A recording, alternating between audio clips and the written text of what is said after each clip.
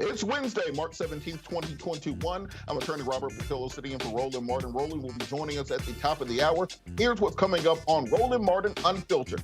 Republicans continue to attack the Department of Justice, and Joe Biden's nominees, Gupta and Clarke, will break it down with a special panel. 43 states are trying to create legislation to make it more difficult to vote. A report from the Center for American Progress says the United States Senate can stop that from happening. We'll discuss. Cleveland Avenue has an initiative that will invest $70 million into Black and brown community businesses of minority people. We will get the details on the Cleveland Avenue CEO, Don Thompson. Police reform is on the ballot, and we're going to talk about the 6 cities where it will make or break the mayoral elections. One of them is Atlanta, where I'm currently located. We will also be talking about whether or not embedding social workers into police departments will help to reduce police violence and police brutality.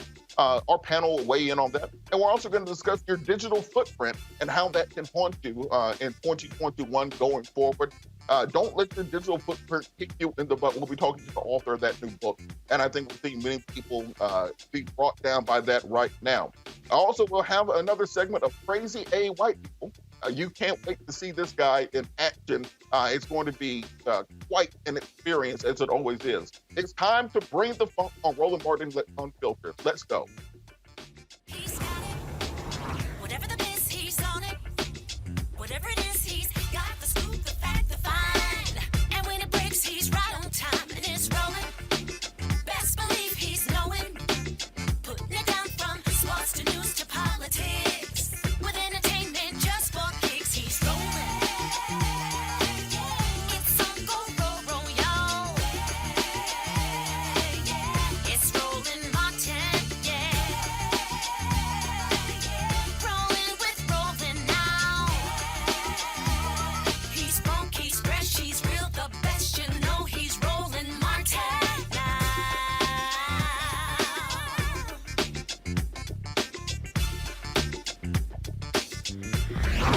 Martin. Good afternoon. I'm attorney Robert Patillo, sitting in for Roland Martin until the top of the hour. The GOP is continuing its attacks on Biden nominees Gupta and also Clarke, former of the Lawyers Committee on Civil Rights. As the status of the president's nominees who are assistant attorney general loom, Republicans claim that Clarke is not suited for the job as they grow louder. I'd like to mention that at one point, Donald Trump appointed as attorney general a man who was a toilet salesman and that he saw on cable news. He also had Bill Barr as attorney general, who he saw on Tucker Carlson, and then just made him attorney general. But yet and still, Republicans are complaining about the qualifications of Gupta and of Clarke. The GOP's lambasting is based on controversial letters Clarke wrote while she was a student at Harvard, and her choice to invite a professor to speak on campus who had written an anti-Semitic book. Attorney General Merrick Garland was grilled on both Clarke and Associate Attorney General nominee of Vanita Gupta's past remarks during his hearing today. Let's take a look. The Department of Justice has a long history of being apolitical, of exercising fidelity to law, of not being used as a partisan weapon to target the enemies of whichever administration is in power. The Obama-Biden administration corrupted that process, and we are still dealing with the consequences. I believe appointees to the Department of Justice should have a demonstrated record of fidelity to law and impartiality, an ability to defend the rule of law. Ms. Gupta, as I look at your record is one of an extreme partisan advocate. Your record is an ideologue. Now, there's a role in our democratic and political process for ideologues, for people that are extreme, radical advocates. That role, I believe, is not being the number 3 lawyer at the Department of Justice in charge of the impartial and fair administration of justice. As I look at your record on every single issue, the positions you've advocated for are on the extreme left, and you've demonstrated an intolerance. If they require more than that, you can say yes with this or that minor caveat, but I'd prefer a yes or a no if you can provide one of these. Do you believe that individuals who advocate for the rights of unborn human beings are rendered unfit for public office by virtue of having engaged in such advocacy? No. Do you believe that efforts to purge voter rolls of individuals who have either died or have left the state in question, or to require voter identification are racially discriminatory and an assault on voting rights? This one is one I can't answer yes or no because you're asking about motivations of individuals, some of whom may have discriminatory purpose and some of whom have no discriminatory purpose. Okay. I think that answers my question there because I guess what I'm asking is, does an individual, without knowing more than that, is there anything about those comments or support for those positions that in and of themselves would make that person a racist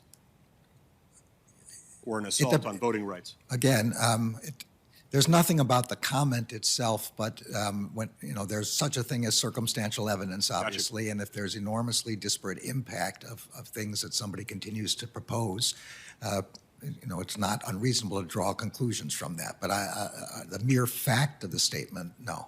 Do you believe that Republicans in the United States, and by Republicans I mean as a whole, are determined to, quote, leave our communities to the mercy of people and institutions driven by hate, bigotry, and fear of any threat to the status quo, close quote? I don't make generalizations about members of political parties. I would never do that. I appreciate that and wouldn't expect otherwise. The reason I raise these ones is that these are questions that have been drawn from comments made by Gupta, who's been nominated to be the Associate Attorney General, has advocated for each of these positions. Well, Senator, I know Vanita Gupta now quite well. I didn't know her before, but since the nomination, I've gotten a chance to talk with her and speak with her. I have to tell you, I regard her as a person of great integrity and a person who is dedicated to the mission of the department, and particularly equal justice under law. Understand? So I don't know I'm that. not asking you to weigh in on her, on her as a person. Yeah. I'm just talking about the comments. Let's move on. Would an individual's past statements, statements in the past as an adult, declaring that one racial group is superior to another, would statements like that be relevant to an evaluation of whether such a person should be put in charge of running the Department of Justice's Civil Rights Division?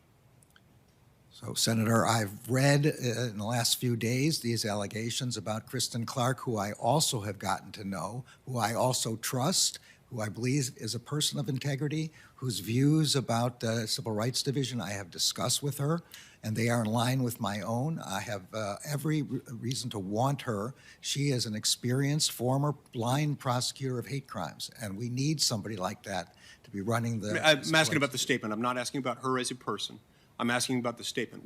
In the abstract, would someone who has made that comment, would that comment itself be relevant to the question whether that person, having made that statement, should be put in charge of running the Civil Rights Division? All I can tell you is I've had many conversations with her about her views about that, about the Civil Rights Division, about what kind of matter she would investigate. What about anti-Semitic comments? Would those be relevant to someone wanting to run the You Civil know Rights my Division? views about anti-Semitism. Right. No one needs to question those. I'm not obviously. questioning your view. I know you're not, but I also want you to know I'm a pretty good judge of what an anti-Semite is, and I do not believe that she is an anti-Semite, and I do not believe she is discriminatory in any sense. Okay, tell me this, Judge. You are a man of integrity, and one who honors and respects the laws.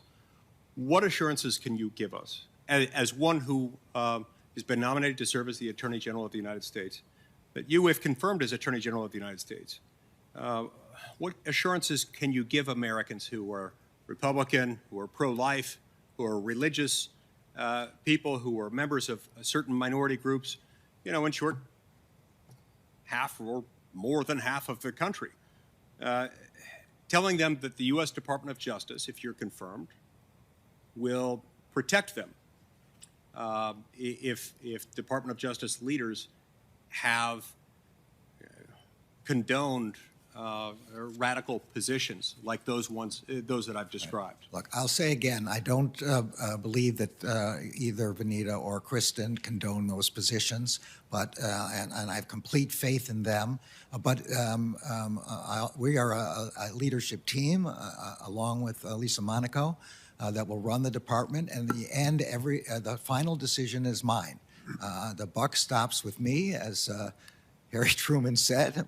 And I will assure the people that you're talking about, I am a strong believer in religious liberty, and there will not be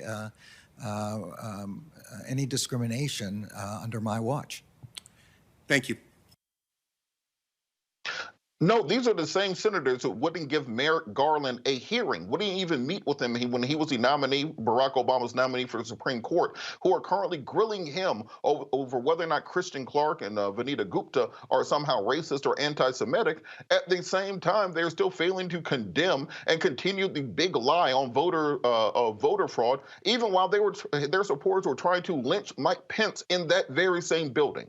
So if it strikes you as disingenuous, join the club. Let's hear Tucker Carlson on this same subject. Let's play the clip of Tucker Carlson on this. Kristen Clarke is Joe Biden's pick to run the Justice Department's enormously powerful Civil Rights Division. Clarke says her job is simple. It's to end hate. But like so many in her world, Clarke is in fact an enthusiastic purveyor of what she claims to fight. Clarke's been on this show several times. A new investigation, though, by our reporters has uncovered shocking, and we don't use that word lightly, legitimately shocking statements that Clarke made in public while at Harvard. In 1994, Clarke wrote a letter to the Harvard Crimson in her capacity as the president of the Black Studies Association. Clarke wanted to explain her views on race science. Quote, "Please use the following theories and observations to assist you in your search for truth regarding the genetic differences between blacks and whites." End quotes. You know it's going to be interesting. And it was. Quote, 1, Dr. Richard King reveals that at the core of the human brain is the locus coeruleus, which is a structure that is black because it contains large amounts of neuromelanin, which is essential for its operation.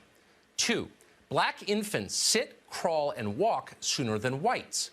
3, Carol Barnes notes that human mental processes are controlled by melanin, that same chemical which gives blacks their superior physical and mental abilities. 4, some scientists have revealed that most whites are unable to produce melanin because their pineal glands are often calcified or non-functioning. Pineal calcification rates with Africans are 5 to 15%, Asians 15 to 25%, and Europeans 60 to 80%. This is the chemical basis for the cultural differences between blacks and whites. And 5, melanin endows blacks with greater mental, physical, and spiritual abilities, something which cannot be measured based on Eurocentric standards. End quote. Let that sink in. Melanin endows black people with greater mental, physical, and spiritual abilities. No, that's not an editorial from The Final Call, Louis Farrakhan's free newspaper. That is a direct quote from the person Joe Biden is about to put in charge of this country's civil rights laws. Even at Harvard, crackpot theories like that were considered deranged and dangerous. After an outcry on campus, Kristen Clarke suggested that she didn't necessarily believe what she had written. Now, the Harvard Crimson, a left-wing paper, did not buy that explanation. Well, does she or doesn't she, wrote the editors. So far, she has given us every indication that she does. And indeed, she did. Just a month later, Kristen Clarke invited the noted Trinidadian anti-Semite, Tony Martin, to speak on campus. Martin, then a professor at Wellesley College, was the author of a self-published manifesto called The Jewish Onslaught. In it, Martin chronicled the, quote, escalating Jewish onslaught against black people. Now, for Martin's fans, like Kristen Clarke, Martin's speech at Harvard did not disappoint. He attacked both Jews and Judaism as a religion. Tony Martin spent his final years giving speeches to Holocaust denial organizations on topics such as, quote, tactics of organized Jewry in suppressing free speech, end quote. Kristen Clarke strongly approved of Tony Martin, and we're not speculating, because as she told the Crimson after his speech, quote, Professor Martin is an intelligent, well-versed black intellectual who bases his information on indisputable fact. So again, directly from Kristen Clarke, Tony Martin's anti-Semitism was based on, quote, indisputable fact. Kristen Clarke has never shed these views. They've simply become more sophisticated. Just last year, as a lawyer, Clarke was fighting for the crudest kind of racial discrimination in college admissions. This fall, she said it was, quote, madness for the federal government to take the side of Asian applicants who had provably been denied college admission purely because of their skin color. But tough luck. As far as Kristen Clarke was concerned, those Asians didn't have enough melanin, and melanin is the key. Speaking of madness, in a sane country, someone like Kristen Clarke would be under investigation by the Civil Rights Division, not running it. How crazy have we become? Well, we will see if Clarke's nomination gets to the U.S. Senate. And if it does, we're in serious trouble.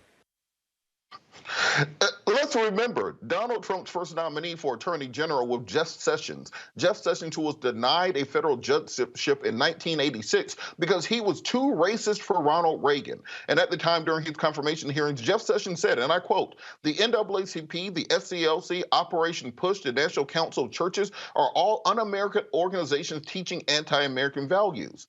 But Republicans and conservatives did not speak out against Jeff Sessions then, as they did not against Bill Whitaker or Bill Barr, Donald Trump's other attorney generals. But when you're trying to address civil rights, now they have a problem. There's a 30-second ad directly attacking these women. Let's see the ad. Murders on the rise, faster than ever before. Biden appoints Vanita Gupta for a top job in the Justice Department. She supports defunding the police, led a group that wants to reduce punishments on white supremacists, even terrorists. When our cities burned, Gupta could have stood for law and order for victims. Instead, she advocated to let convicts out of jail. Biden promised unity, but this is a dangerous appointee at a dangerous time. Let's go to our panel. Joining us today, we have Executive Director of the National Council of Negro Women, also former Executive Director of Rainbow Push Coalition Peachtree Street Project, Attorney Janice Mathis, also President of the National Bar Association and Chairman of the Board for the Rainbow Push Coalition. We have Attorney C.K. Hoffler, and also from the Black Women's Roundtable, Executive Director Ms. Melanie Campbell joining us today. So I want to throw this to the panel. Why are these Republicans suddenly up in arms about Vanita Gupta and the other nominees, but did not have the same outrage for a racist leprechaun like Jeff Sessions or Bill Whitaker or Bill Barr? I'll ask you first, Attorney Mathis. Well, thank you, Robert. It's a pleasure to be here with my good sisters Melanie and with CK. That's always a good thing. But we're facing, this isn't about logic or about respect for the rule of law. This is a raw power grab based on extreme fear and just afraid of what the future holds in this country and the demographics here. But what's interesting to me about it, they kept saying radical, they're radical. And I thought back 150 years ago, giving African Americans the right to vote and land being confiscated and given to them, that was also radical. Remember the radical Republicans? They switched names, but it's the same philosophy. None of the benefits of citizenship are owed to Black folks. And these women, we need an independent Justice Department. William Barr has really corrupted what it means to be an independent.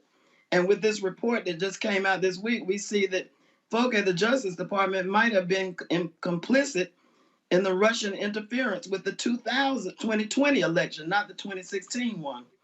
So you have to consider the source. I mean, I'm sitting there looking at them ranting and raving at Kristen Clarke and Vanita Gupta and wondering, how stupid do they think their voters are that they didn't hear their prior inconsistent statements? CK just is picking up on that. This idea that people who defend civil rights are somehow radical. We read the quote from Jeff Sessions, when Jeff Sessions said the NAACP, SCLC, Operation Push, and any other group fighting for civil rights were radical and un-American back during his confirmation hearing in the 80s. But suddenly, despite the fact Republicans had no objection to that, now they have objections when you have women who are really fighting for civil rights. Help us understand what's going on. Well, you can't understand the inexplicable. You can't understand the ridiculous. You can't understand craziness. You can't understand lunacy. It is completely an exercise to me in craziness. Tucker Carlson said craziness. What's crazy is when you have two eminently qualified, intellectually proven women who have trial experience, who have life experience, who have leadership experience, who have worked at the Justice Department, who know their practice areas and subject matters inside out, have a proven track record. You look at the case of Kristen Clarke, she's going to be overseeing civil rights. Of course, she must have experience in civil rights. So it is an exercise in lunacy to sit and dissect their backgrounds in the manner in which it's being done, because it's simply based on their race and to some degree gender. It's just, for me, that's completely transparent. It's hypocritical. And frankly, these lawmakers need to be ashamed of themselves. I hope when they go home that someone is putting them in check, because it would be a travesty, although this is a standard playbook. We saw it with Lonnie Guinier. We've seen it before. There's nothing new, but it is sad, it's tragic, and I just hope and pray that the American people this time around make enough calls and put enough pressure on the senators so that these two eminently qualified women are confirmed and will be at the Justice Department.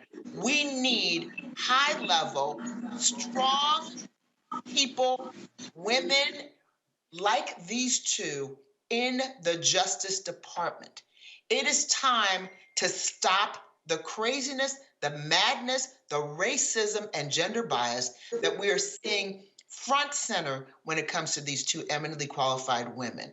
It's simply not justifiable. It's inexcusable. It's not explainable.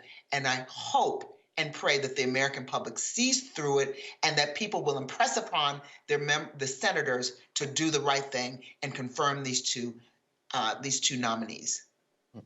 Melanie, Donald Trump's second Attorney General, Bill Whitaker, was a former Iowa football player who worked for a company that patented a special extra-large toilet, and that was his qualifications to be Attorney General. What does it tell us about white privilege and particularly white male privilege that they had no problems with a football player and toilet salesman being Attorney General, but they questioned the qualifications of Ms. Gupta and Ms. Clarke?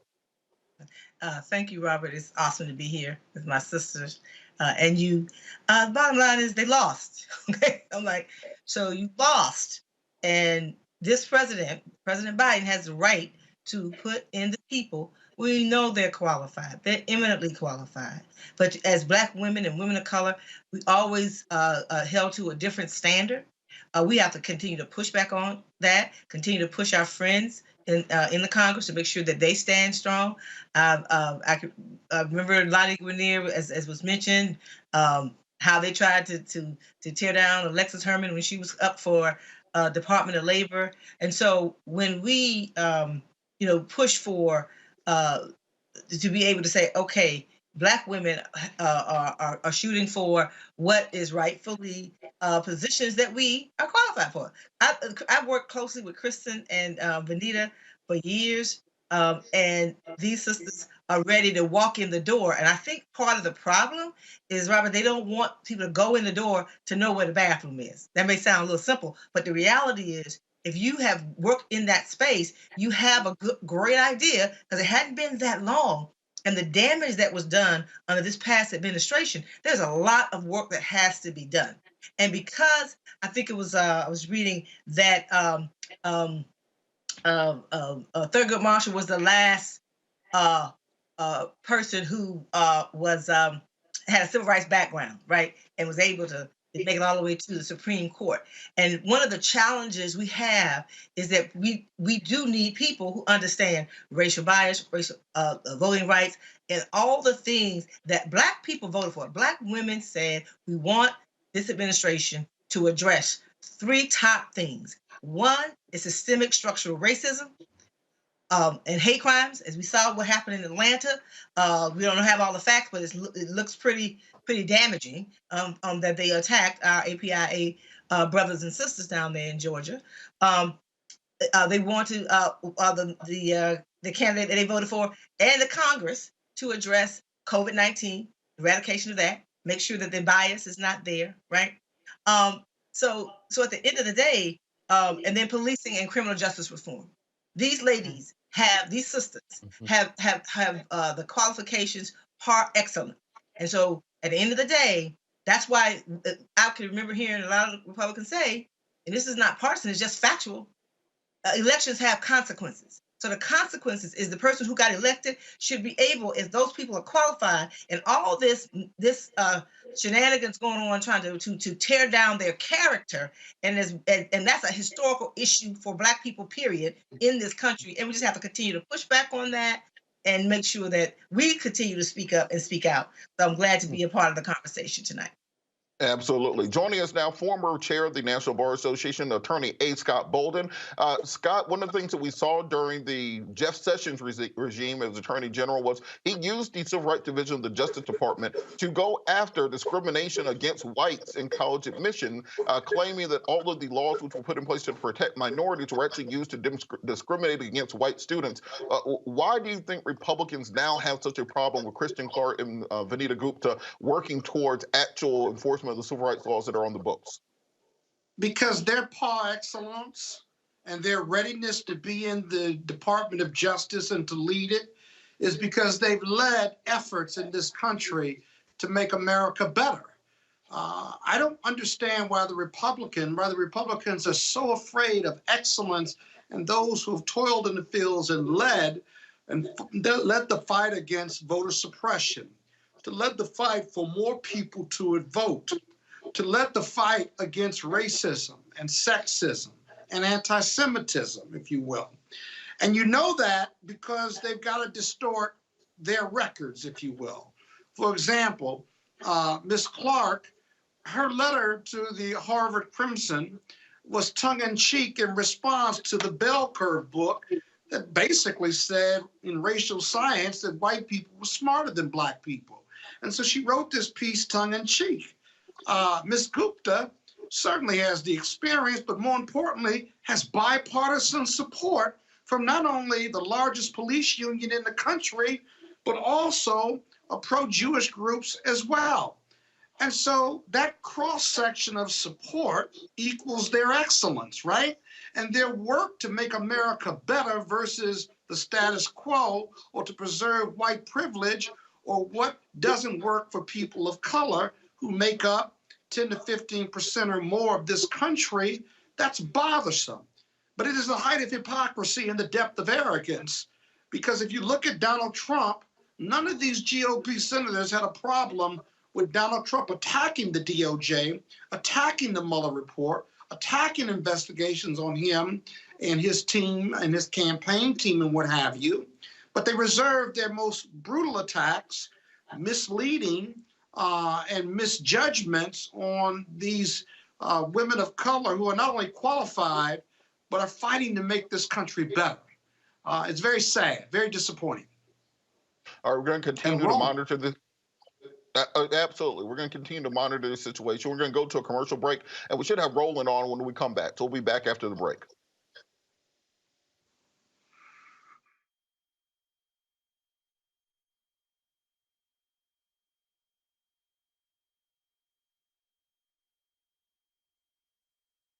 Senators, this cannot be our future. Do not concede, Mr. President. Fight hard. This cannot be the future of America. That's what we got! The fuck, let's go!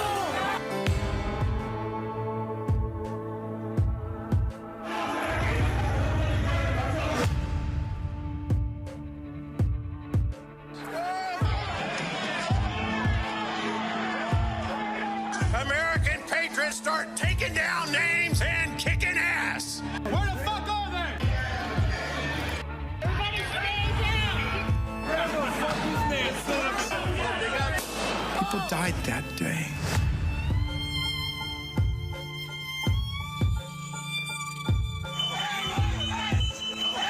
What message will we send the rest of the world? What happened today in Washington, D.C. is not America has stood for some very important things. I think what we've seen in the United States is terribly distressing. Incited by the current president. President Trump. The world is watching and wondering whether we are who we say we are. You were patriots, just like the patriots gathered at Bunker Hill. The election in many ways was stolen.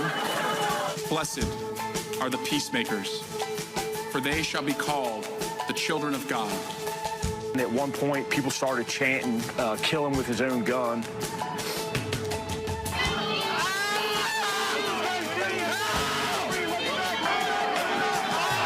They thought they were going to die. Watching someone use an American flagpole to spear and pummel one of our police officers ruthlessly, mercilessly. We didn't need more witnesses. We needed more senators with spines.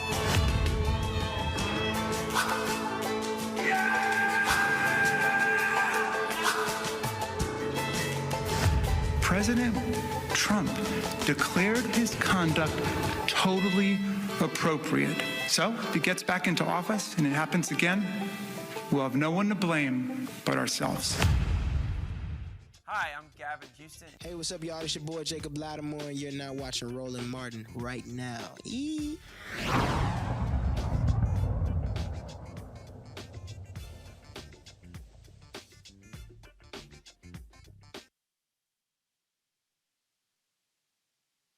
All right, we're coming back. We should have Roland on the line now. Roland, are you there? Yeah, Robert, actually, I'm in your city here in Atlanta. I'm taping the Urban One Honors, and so we're here in Austell, Georgia, and so glad to be here. But so we're literally still taping it, and so that's why I had to come in late, dip in, and dip right back out. So I appreciate you holding it down. Scott, you always talk about wanting to host a show. I trust Robert a lot more than I trust Scott hosting a show. So that's why we got Robert doing it. But it's all good. It's all good. Let's go to our next story, folks. Yeah, appreciate that.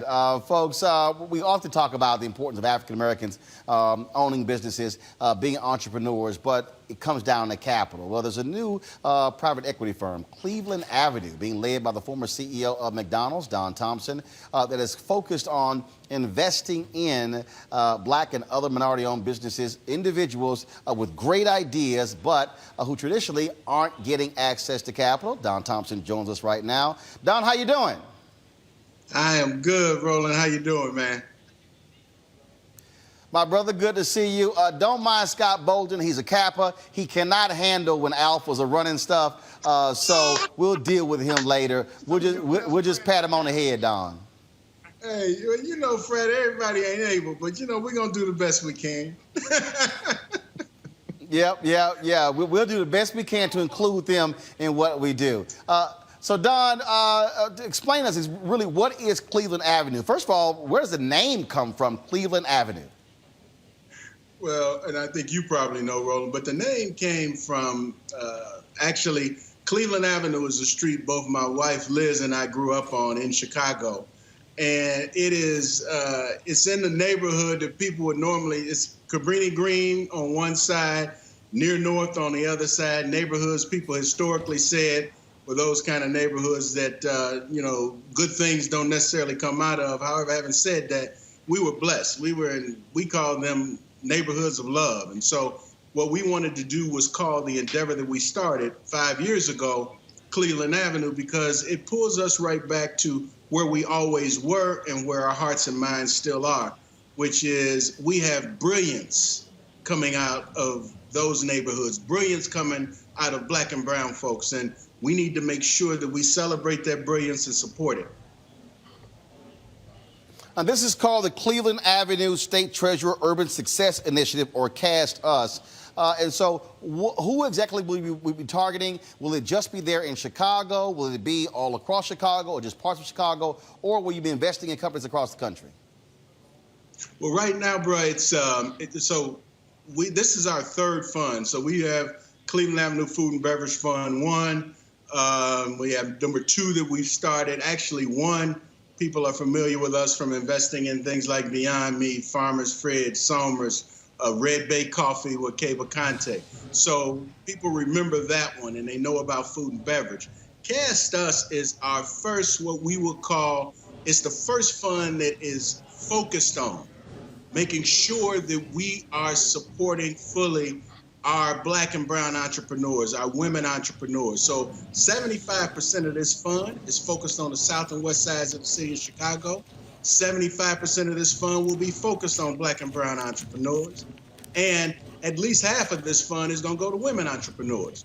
And so we are very, very focused on being able to support that group, because as you look at it today, Black and brown entrepreneurs represent roughly less than 2% of all venture capital investments.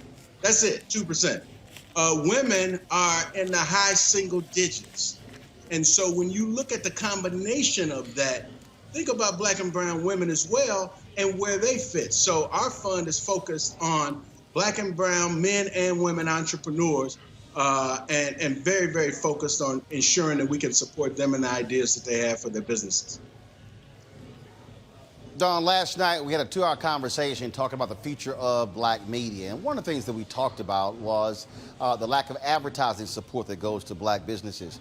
And it really spoke to how Black advertising agencies are also being choked off. And what, at the end of the day, when we think about Dr. King and, of course, the last 5 years of his life, we look at Operation Breadbasket, he was talking about the economic piece, economic rights, or as what John Hope Bryant calls silver rights. You've been CEO of a worldwide company like McDonald's. And at the end of the day, the only way we can truly have a direct impact is when we are a part of this economic engine, and that's through owning.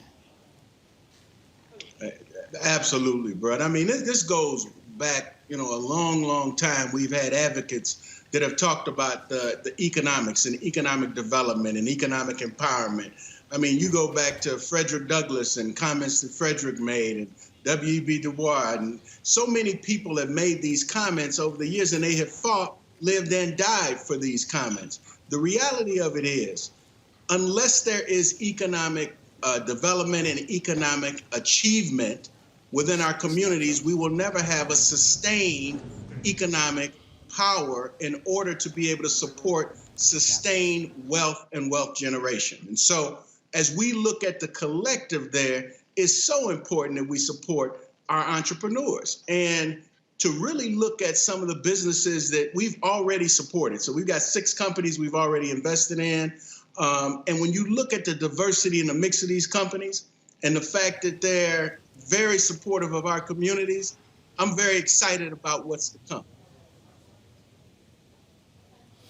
You could have easily, like many other former CEOs, you could have easily tried to go after another high-profile Fortune 500 company.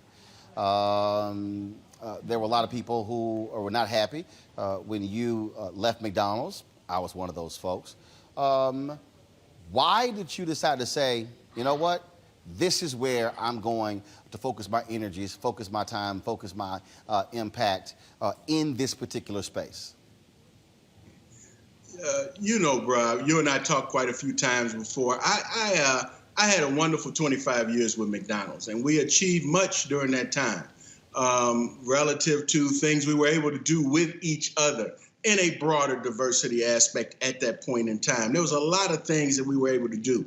Having said that, I've always coached people, and I said, when you get to a point where you believe that what you're doing in the day-to-day is not full achievement of who you are or what God has blessed you to be, then you probably need to pursue that. And so that was what I wanted to do. And I was supported by my wife, Liz, who really goaded me on to say, look, why don't you go ahead and do what you really want to do?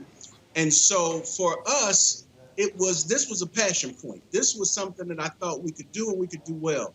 One, we could build and develop a business that had a lot of people that look just like me and you, a lot of Black folks, a lot of brown folks that are focused in the financial investment arena around venture capital. That was one. Two, we could amass a group of individuals with expertise that was so resound that we could support businesses of all color in terms of their achievement of the goals that they had, both financially as well as from a consumer and a social impact perspective relative to whether it be the environment or economic development.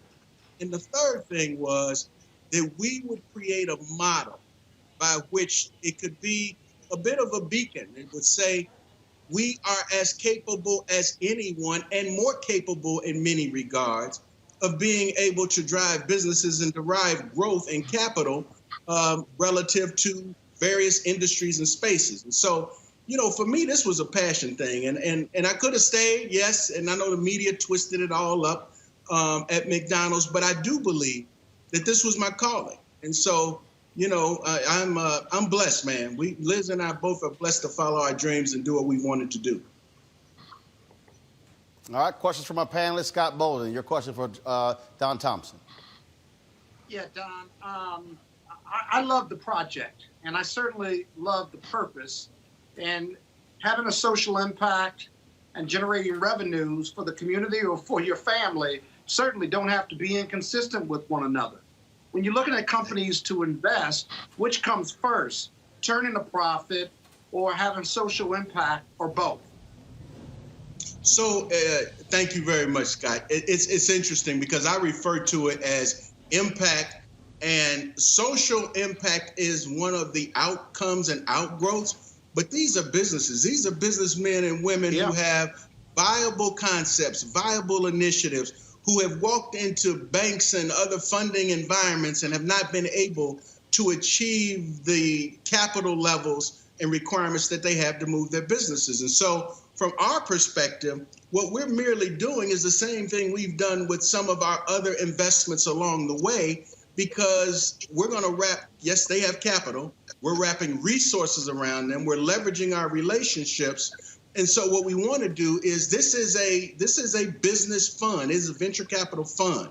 Now, having said that, we know that the impact that we're able to have because of our intentional and unapologetic focus, we know that that impact is also impacting our communities, and that our entrepreneurs are much more mindful of the impact that they have on the south and west sides of the city of Chicago and on our broader Black and brown communities and women communities as well. So I would tell you that they go hand in hand. Not one does not lead the other. And if you looked at our team at Cleveland Avenue, you'd realize that as soon as you came in. I mean, there's a lot of Black and brown folks up in Cleveland Avenue. Why? And they're leading marketing, communications, our investment relations, investor relations. So we're very, very focused, man, on the mission of just putting the right spotlight on the folks who are already bright, talented, and just need some support. And happen to be Black. They just happen to be Black. They're experts in their field. Yeah. Thank you. Thank you. Nobody has to qualify them. You know, they compete across the board. You know, this is not a gift. Robert, and people think, okay, Don, is this a donation? Is this a grant? No, these are investments in capable businessmen and women. That's right. That's right. That's right. No doubt. Absolutely. Robert, your question for Don. Yeah, my question will be, how do we replicate this? Because, you know, I used to live on the south side of Chicago. I used to live on the west side of Baltimore, lived in the squats in Atlanta over on English Avenue and down in Southwest. How can we see communities around the country that are African-American that need this sort of investment and replicate this type of model there so that we can almost self-gentrify those areas and build them up instead of waiting for someone else to build them up and put us out? Robert, I'm so glad, brother, that you asked that question, because one of the reasons that this was put together the way it was, and I'll speak to it, is because I also wanted to create a model. The model that we have is we are partnered, if you will, with the state of Illinois through the Treasurer's Office and Rodrigo Garcia, who's the Chief Investment Officer, Mike Frericks, the State Treasurer. That's one partner. Another partner, a group of partners, are those that have community-based economic development engagement. So Chicago Community Trust, led by Helene Gale, and the MacArthur Foundation with John Palford. And with them, and then we have a couple financial institutions. We've got the Joyce Foundation, and then we've got about 5 family foundations. So why did we put it together that way? It was intentional. It was meant to say that you too, venture capital group, PE group, can partner in the same way to provide not just capital resources, but expertise resources and lend your relationships to support these entrepreneurs. All right. And we'll share Don with whoever Thompson, wants to see. that's certainly Well, Don, I think it's a great initiative. It is important that, again, we have access to those dollars because the reality is this here. Pre-COVID, there were 2.6 million black-owned businesses in this country. 2.5 million, as we talk about all the time on this show, had one employee doing average revenue of $54,000. The biggest issue we're talking about is capacity. And that is if you can't grow capacity, then you can't thrive and build in this country, in this economy. And so this type of investment is important for these businesses. And so certainly good luck with it and keep us abreast of how it's going. Hey, I most definitely will, Roland. And thank you so much for all that you do and the team does, bro. You have been committed to all of us for the betterment of all of us and educating and informing all of us for a long time. And so just appreciate you continuing to wave and the banner and carry the flag, bro. I appreciate it. Don Thompson, Cleveland Avenue. Thanks a lot. All right. Be good. Yes, sir. Gotta go. We gotta go to break, folks. When we come back, we'll talk voting rights, what's happening all across the country, massive voter suppression and the pushback against it. That's next on Roland Martin Unfiltered. If people begin to believe that their democracy is fraudulent, if they conclude that voting is a charade, the system is rigged, then God knows what could happen. They rigged an election. They rigged it like they've never rigged an election before. Actually, we do know what could happen. It's happening right now. The U.S. Capitol overrun, under siege. Pro-Trump extremists storming inside, flooding the halls, reaching the floor of the House of Representatives and the Senate. Millions of Americans sincerely believe the last election was fake.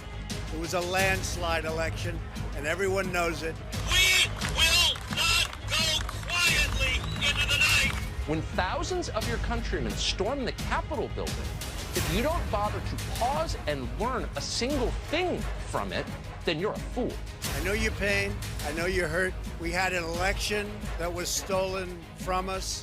We got to this sad, chaotic day for a reason. It is not your fault. It is their fault.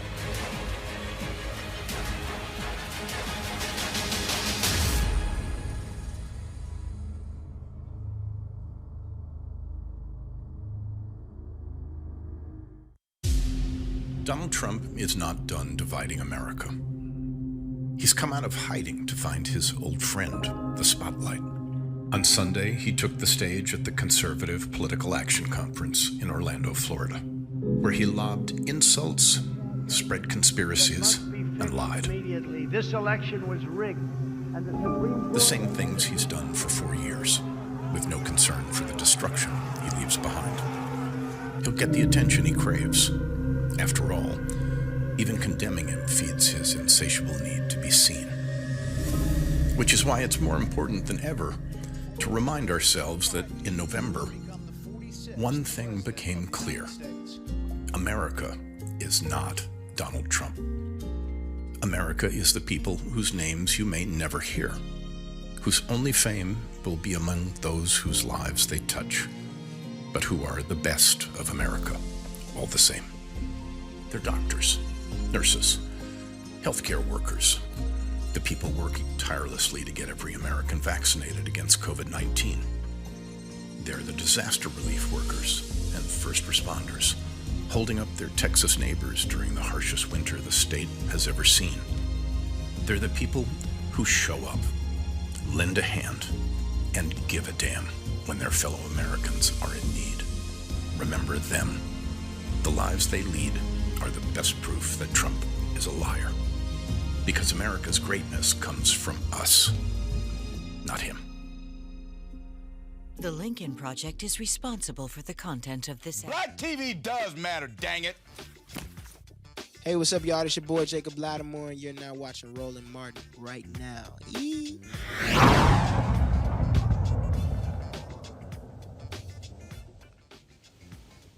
Folks, as I said, I'm here in Atlanta. We've been covering, of course, the voter suppression bills being pushed by Republicans in this particular state. It is ground zero for voter suppression. This actually happened today. This was a tweet that came from Fair Fight. Georgia House Republicans, led by Representative Barry Fleming, are rushing out a 93-page substitute to Senate Bill 202 right before a key committee meeting to try and ram through their anti-voting agenda as part of their unconstitutional attacks on Georgians' voting rights. That's the type of things that have been happening here. We told you the New Georgia Project, as well as Black Voters Matter, been putting pressure on major corporations in Georgia, Coca-Cola, Home Depot, UPS, and others to come out against these voter suppression bills. Salesforce, their CEO, he tweeted out their strong opposition to these particular bills. And so this is not just happening in Georgia, Texas, Iowa, Mississippi, Tennessee, Alabama, Florida, happening all across the country, led by Republicans. And so the battle continues everywhere. Let's go to our next guest, William Pott Rogers, Managing Director of Democracy and Government Reform for the Center for American Progress. William, glad to have you in Roland Martin Unfiltered. Thanks for having me back, Roland. When we talk about power, when we talk about the ability to impact public policy, if you're able to keep people from voting, then that keeps you in power. Republicans want to be able to politically gerrymander. They want to be able to control the redistricting process. They want to be able to maintain, by doing that, you maintain control of the House, the Senate, and the governor's mansion, and that's how they're able to further drive their agenda. That's why these voter suppression bills must be stopped. You have it exactly correct, Roland. This is really about power and the backlash that we're seeing in these states across the country. Almost 300, I believe, voter suppression bills. You mentioned what's going on down in Georgia and in the other states. These are just a response to people voting. If you think about it, in 2020, because of the circumstances of the pandemic, more people had access than ever to mail-in voting, to early voting, and people exercised their right to vote.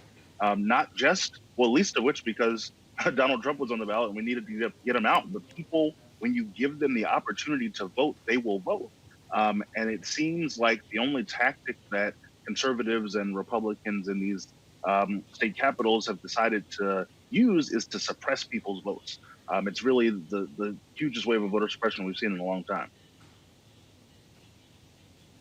You know, the thing that really jumps out here is that, people say, look, okay, this is really no big deal. Well, I keep trying to let folks know, when you change these laws, you aren't just impacting the presidential race, the U.S. Senate race and congressional races. You're impacting school districts. You're impacting city council races, county government races. These laws would change the voting process for the state in every election. Yeah, no, it's really, after the 2020 election and after every election, really, we say to voters who become engaged, stay in the fight, keep in front of your lawmakers to know what's going on. This is a perfect example of why, because this is happening sort of in the blink of an eye after people revolved the door from the 2020 election. And as you said, it will impact elections up and down the ballot. And so it's really critical that people are paying attention, pushing back, interfacing with groups that you mentioned, like Fair Fight down in Georgia, and also really important that people are paying attention to what's going on in Washington with the For the People Act, which would really fight some of these heinous voter suppression tactics designed to lock people back out of the system. Robert, when it comes to that particular federal legislation, President Joe Biden recently has now spoken out against the filibuster.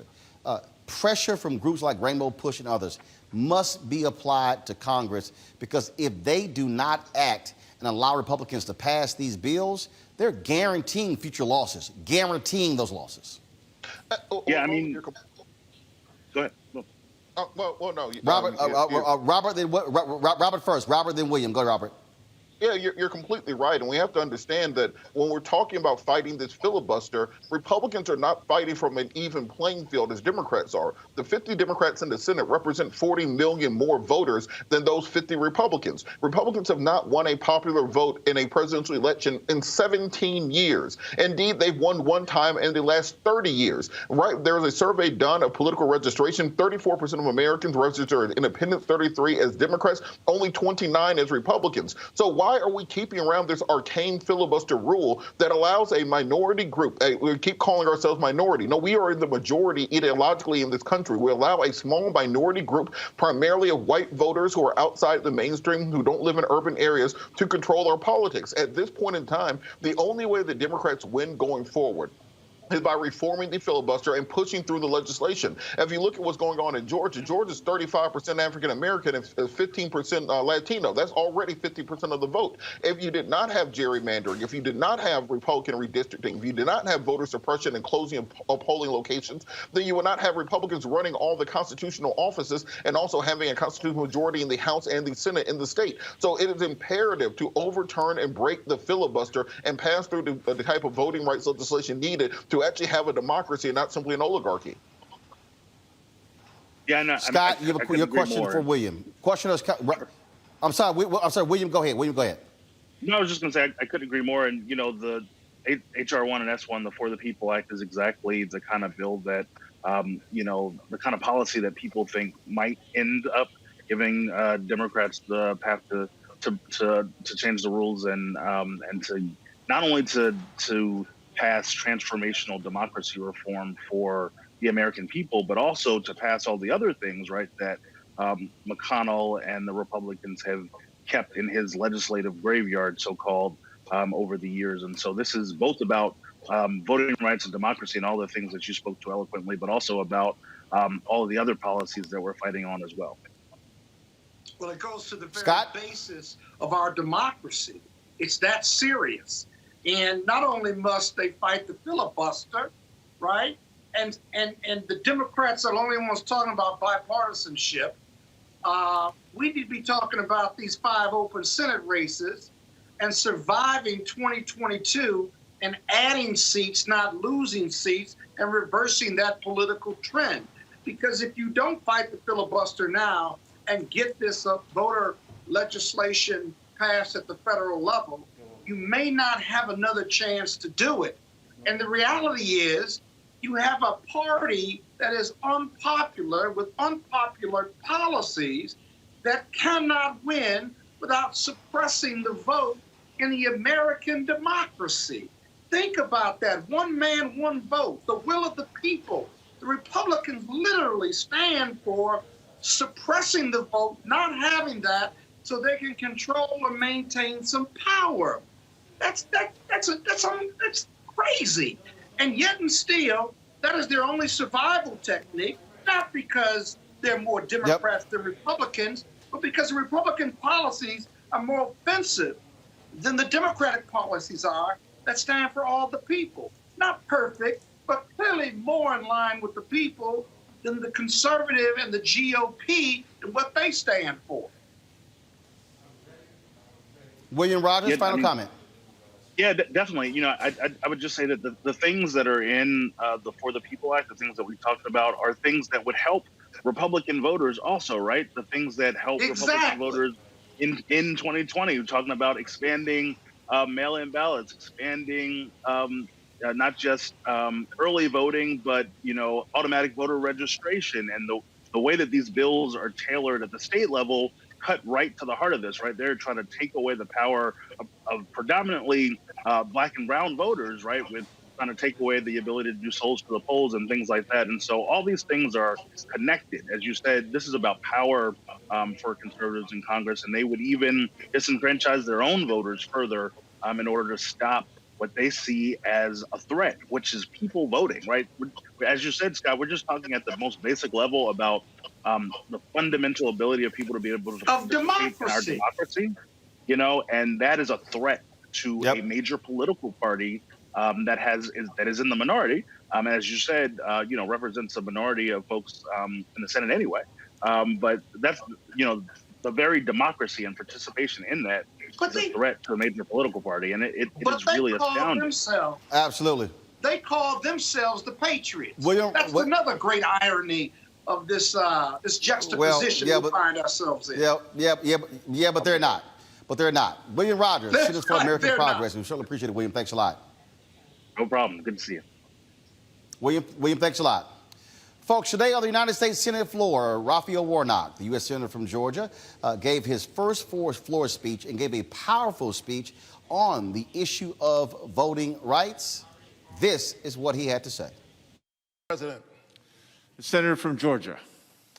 Mr. President, before I begin my formal remarks, I want to pause to condemn the hatred and violence that took 8 precious lives last night in metropolitan Atlanta. I grieve with Georgians, with Americans, with people of love all across the world. This unspeakable violence visited largely upon the Asian community is one that causes all of us to recommit ourselves to the way of peace, an active peace that prevents these kinds of tragedies from happening in the first place. We pray for these families. Mr. President, I rise here today as a proud American and as one of the newest members of the Senate in awe of the journey that has brought me to these hallowed halls, and with an abiding sense of reverence and gratitude for the faith and sacrifices of ancestors who paved the way. I am a proud son of the great state of Georgia, born and raised in Savannah, a coastal city known for its cobblestone streets and verdant town squares, towering oak trees, centuries old and covered in gray Spanish moss, stretch from one side of the street to the other, bend and beckon the lover of history and horticulture to this city by the sea. I was educated at Morehouse College, and I still serve in the pulpit of the Ebenezer Baptist Church, both in Atlanta, the cradle of the civil rights movement. And so, like those oak trees in Savannah, my roots go down deep, and they stretch wide in the soil of Waycross, Georgia, and Burke County, and Scriven County. In a word, I am Georgia, a living example and embodiment of its history and its hope, of its pain and promise, the brutality and possibility. Mr. President, at the time of my birth, Georgia's 2 senators were Richard B. Russell and Herman E. Talmadge, both arch segregationists and unabashed adversaries of the civil rights movement. After the Supreme Court's landmark Brown versus Board ruling outlawing school segregation, Talmadge warned that blood will run in the streets of Atlanta. Senator Talmadge's father, Eugene Talmadge, former governor of our state, had famously declared, "The South loves the Negro in his place, but his place is at the back door." When once asked how he and his supporters might keep black people away from the polls, he picked up a scrap of paper and wrote a single word on it: pistols. Yet there is something in the American covenant, in its charter documents and its Jeffersonian ideals that bends toward freedom. And led by a preacher and a patriot named King, Americans of all races stood up. History vindicated the movement that sought to bring us closer to our ideals, to lengthen and strengthen the cords of our democracy. And I now hold the seat, the Senate seat, where Herman E. Talmadge sat. And that's why I love America. I love America because we always have a path to make it better, to build a more perfect union. It is a place where a kid like me who grew up in public housing, first college graduate in my family, can now stand as a United States Senator. I had an older father. He was born in 1917. Serving in the Army during World War II, he was once asked to give up his seat to a young teenager while wearing his soldier's uniform. They said, making the world safe for democracy. But he was never bitter. And by the time I came along, he had already seen the arc of change in our country. He maintained his faith in God and in his family and in the American promise, and he passed that faith on to his children. My mother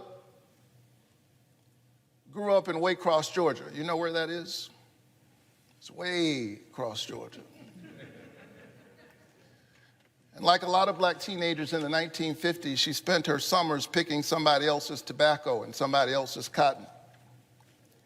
But because this is America, the 82-year-old hands that used to pick somebody else's cotton went to the polls in January and picked her youngest son to be a United States Senator. Ours is a land where possibility is born of democracy, a vote, a voice, a chance to help determine the direction of the country and one's own destiny within it. Possibility born of democracy. That's why this past November and January, my mom and other citizens of Georgia grabbed hold of that possibility and turned out in record numbers, 5 million in November, 4.4 million in January, far more than ever in our state's history. Turnout for a typical runoff doubled. And the people of Georgia sent their first African-American senator and first Jewish senator, my brother John Ossoff, to these hallowed halls.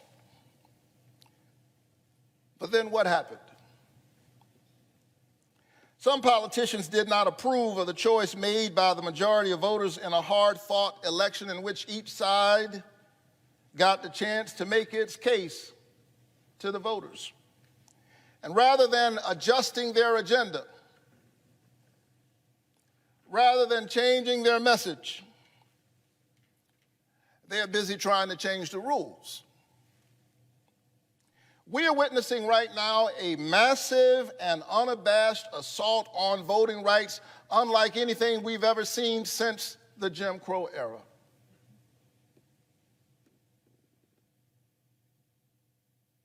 This is Jim Crow in new clothes. Since the January election, some 250 voter suppression bills have been introduced by state legislatures all across the country, from Georgia to Arizona, from New Hampshire to Florida, using the big lie of voter fraud as a pretext for voter suppression. The same big lie that led to a violent insurrection on this very Capitol the day after my election. Within 24 hours, we elected Georgia's first African-American Jewish senator, and hours later, the Capitol was assaulted. We see in just a few precious hours the tension very much alive in the soul of America. And the question before all of us at every moment is, what will we do to push us in the right direction? And so politicians driven by that big lie aim to severely limit and in some cases eliminate automatic and same-day voter registration, mail-in and absentee voting, and early voting and weekend voting. They want to make it easier to purge voters from the voting roll altogether. And as a voting rights activist, I've seen up close just how draconian these measures can be. I hail from a state that purged 200,000 voters from the roll one Saturday night, in the middle of the night. We know what's happening here. Some people don't want some people to vote.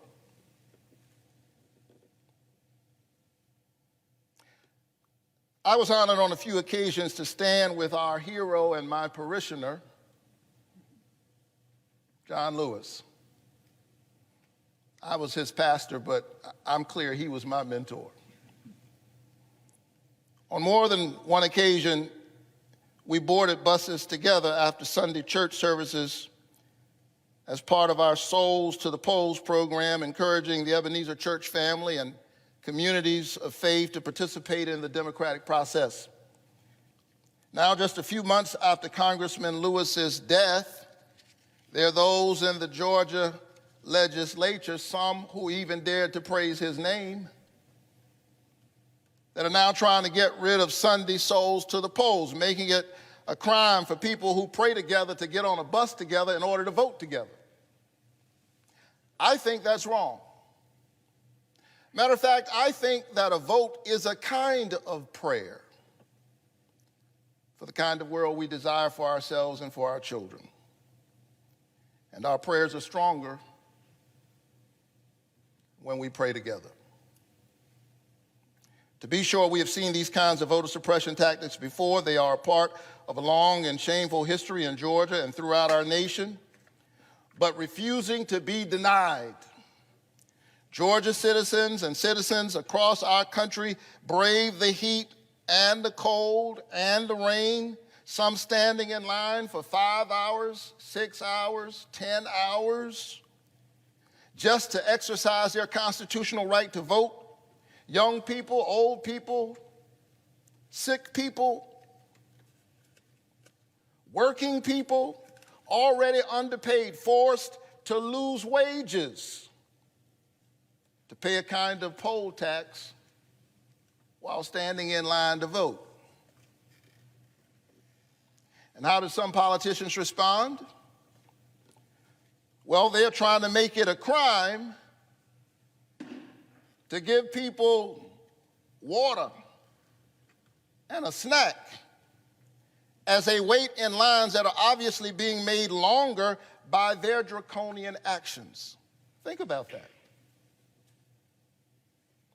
Think about that. They are the ones making the lines longer through these draconian actions. And then they want to make it a crime to bring grandma some water while she's waiting in a line that they're making longer. Make no mistake, this is democracy in reverse. Rather than voters being able to pick the politicians are trying to cherry pick their voters. I say this cannot stand. And so I rise, Mr. President, because that sacred and noble idea, one person, one vote, is being threatened right now.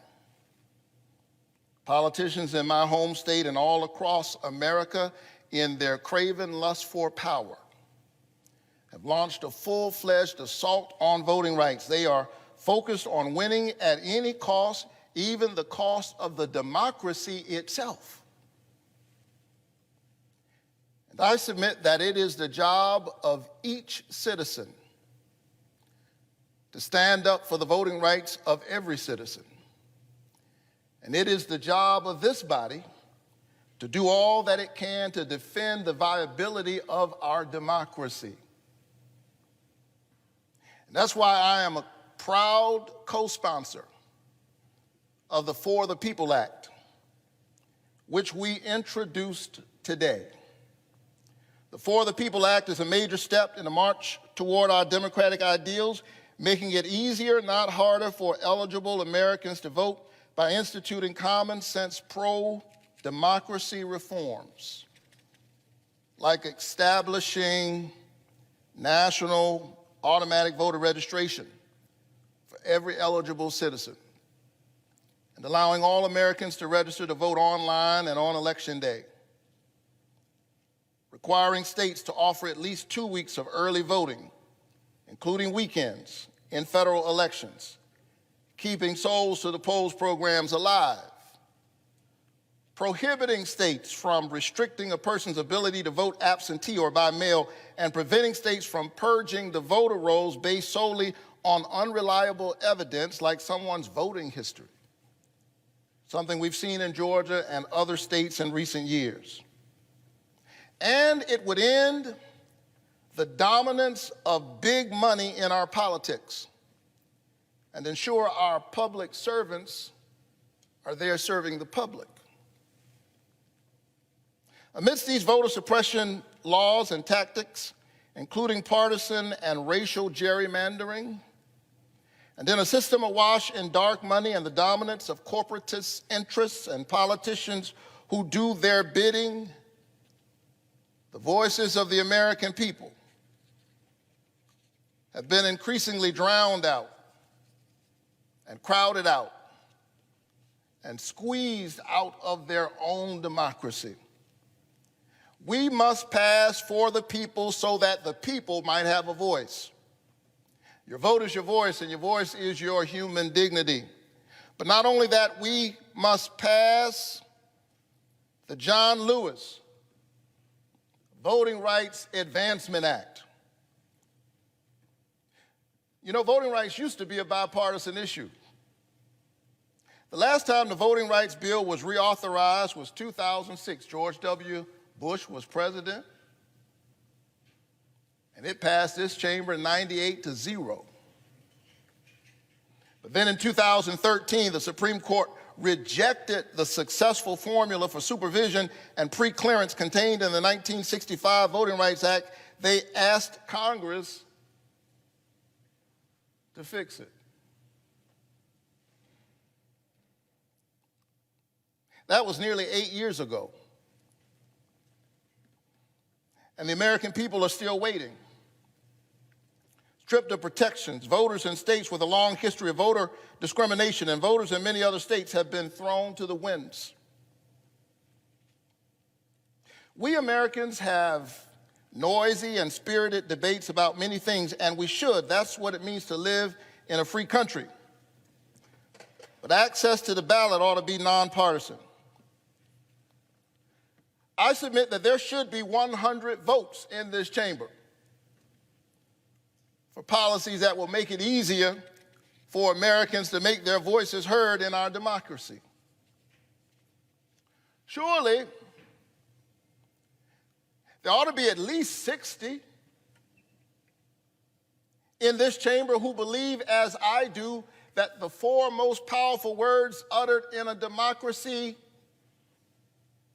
are "the people have spoken." Therefore, we must ensure that all of the people can speak. But if not,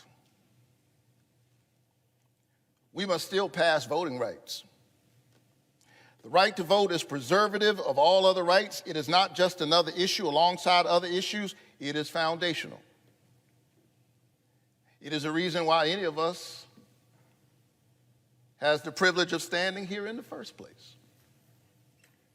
It is about the covenant we have with one another as an American people, e pluribus unum, out of many one. It, above all else, must be protected. And so let's be clear. I'm not here today to spiral into the procedural argument regarding whether the filibuster in general has merits or has outlived its usefulness. I'm here to say that this issue is bigger than the filibuster. I stand before you saying that this issue, access to voting and preempting politicians' efforts to restrict voting, is so fundamental to our democracy that it is too important to be held hostage by a Senate rule, especially one historically used to restrict expansion of voting rights. It is a contradiction to say we must protect minority rights in the Senate while refusing to protect minority rights in the society. Colleagues, no Senate rule should overrule the integrity of our democracy. And we must find a way to pass voting rights whether we get rid of the filibuster or not.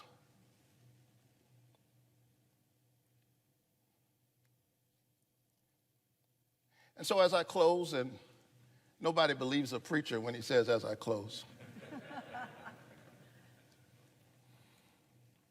Let me say that I, as a man of faith, I believe that democracy is the political enactment of a spiritual idea. The sacred worth of all human beings. The notion that we all have within us a spark of the divine and a right to participate in the shaping of our destiny. Reinhold Niebuhr was right. Humanity's capacity for justice makes democracy possible, but humanity's inclination to injustice makes democracy necessary. John Lewis understood that and was beaten on a bridge defending it. Amelia Boynton, like so many women not mentioned nearly enough, was gassed on that same bridge. A white woman named Viola Luiso was killed. Medgar Evers was murdered in his own driveway. Schwerner, Cheney, and Goodman, two Jews and an African American standing up for that sacred idea of democracy, also paid the ultimate price. And we in this body would be stopped and stymied by partisan politics, short-term political gain, Senate procedure. I say let's get this done no matter what. I urge my colleagues to pass these two bills, strengthen and lengthen the cords of our democracy, secure our credibility as the premier voice for freedom-loving people and democratic movements all over the world, and win the future for all of our children. Mr. President, I yield the floor.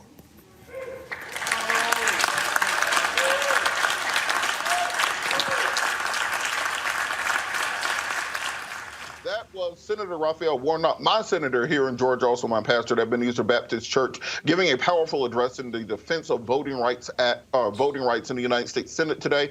It is crucial that we pass through the John Lewis Voting Rights Act, SB, and also the Senate bill on voter protection. We are seeing across the country attacks on the right to vote, and it's very important for everyone to contact their senators, join civic organizations, fight back against voter suppression. Again, we represent the majority, and we have to stop allowing a dedicated minority to prevent us from progressing forward. Got to thank the guests today, A. Scott Bolden, Janice Mathis, C.K. Hoffler, Melanie Campbell for joining us.